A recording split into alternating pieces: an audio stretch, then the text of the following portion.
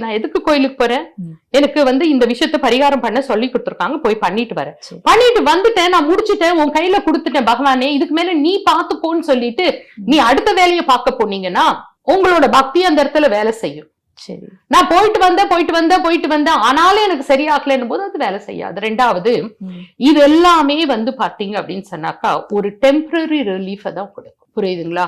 அது உங்க மனதை அந்த இடத்துல இறைவனிடத்துல வலுப்படுத்துவதற்கும், அந்த கோவில்ல நீங்க போறீங்க, அதுவும் பாத்தீங்கன்னா இன்னும் ரொம்ப சில நேரங்கள்ல ரொம்ப கஷ்டமா இருக்கும். ஏன்னா அந்த கோவில்களுக்கு போகும் பொழுது நமக்கு பாத்தீங்கன்னா அந்த இடத்துல அந்த ஆற்றலை வாங்கணும் அதெல்லாம் எதுவுமே கிடையாது.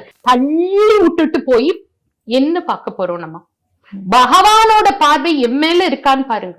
ஒண்ணுமே வேண்டாம், அந்த ஸ்தலத்துல போய் ஒரு 5 நிமிஷம் கண்ணை மூடி நின்னீங்கன்னா போதும், அந்த ஒவ்வொரு கோவில்களும் ஒரு ஆற்றல் களம். கண்டிப்பா அந்த ஆற்றலை உள்ள வாங்கிட்டு நம்ம வந்தாலே போதும், என்ன நடக்குமோ அது நடக்கும்.